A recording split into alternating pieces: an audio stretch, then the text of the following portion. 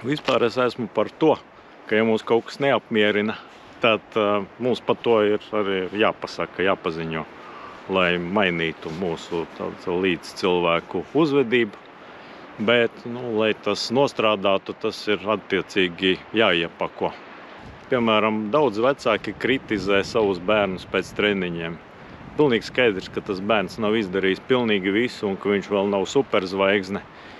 Viņam daudz pie kā ir jāpiestrādā. Vecāki pie tā arī ļoti cītīgi tad piestrādā un viņus kritizē un norāda uz visiem trūkumiem. Viņi vēl nepasaka arī neko labu.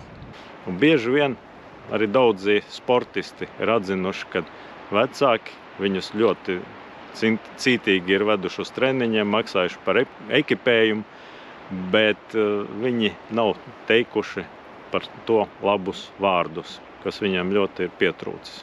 Hamburgeru metodas būtība ir kāda.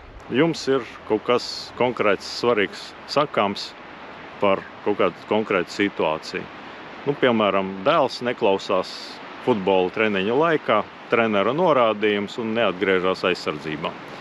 Ja mēs vienkārši to pateiksim tā, ka tu vispār klausies treneri un atgriezies aizsardzībā, saprati? Sapratu, jā.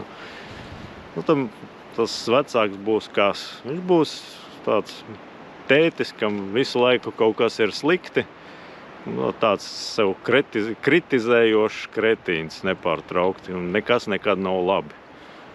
Tā kā darba devēja novērtēšanas pārunās diezgan līdzīga situācija, ka priekšnieks ikgadējās pārunās tevi izsauc, tad pasaka, vispār jau tu esi mums labs pieredzējies darbinieks, ja? Tu daudz ko zini, bet... Un tāds sākas garš uzskaitījums ar visu, kas tur bijis ne tā iepriekšējā gada laikā un ko vajadzētu mainīt, pie kā piestrādāt. Tu pēc pusstundas pārunu iznāc ārā, dziļi neapmierināts un tā kā jāņoga. Un domā, ka tas priekšnieks tevējs ir tas pats vecais, labais, jau iepriekš pieminētais, kritizējošais kretīns. Vai mēs gribam tādas attiecības? Es domāju, ka nav pats labākais modelis. Tāpēc ņemsim palīgā hamburgera metodi. Un tā ir ļoti vienkārši. Tātad tas kritiskais, ko tev jāpasaka, ir tā gaļa hamburgerā. Tas ir it kā barojoša, bet tāda lēni sagremojuma. Un pārāk daudz gaļas saēdīsies, diezgan ilgu laiku paies tur ar smagumu vēderā, lai ar to visu tiktu galā. Tāpēc mēs šo te gaļu iepakosim no augšas un no apakšas tādās mīkstās, smaržīgās, garšīgās maizes šķēlītēs.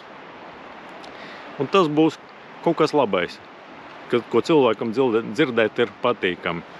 Piemēram, ja mēs te gribam iedot atsauksmi savam dēlam par iepriekšējo treniņu futbolā, tad mēs varam sākt tā.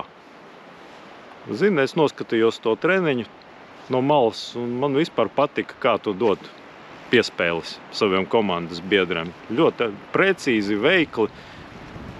Vispār man ļoti patika tas maizīte. Tālāk gaļa. Dzirdēju, tev treneris teica vairākas reizes saulaicīgāk atgriezties aizsardzībā. Jā. Pievērs lūdzu tam uzmanību. Gaļa. Bet vispār es redzu, ka tu visu šo te treniņu spēj noskriet ļoti labā tempā. Un tas ir daudz labāk nekā tev bija pusgadu atpakaļ. Es redzu, ka tu progresē un tu visu laiku kļūsti ar vien labāks futbolists. Tā ir noslēguma maizītes šķēle pašā pamatā. Izbeidzot šo sarunu uz pozitīvas nots, ja, kad tu pateici kaut ko labu, un arī tam cilvēkam, kam tu devi kritiku, ir tāds pacēlums. Ja. Tāpēc vairāk saki kaut ko labu, ja tev jāsaka kaut ko sliktu, tad iepakot to starp divām hamburgera maizes šķēlītēm. Un tā jau būs pavisam cita, daudz kvalitatīvāka saruna, un tās būs pavisam citas, daudz kvalitatīvākas attiecības.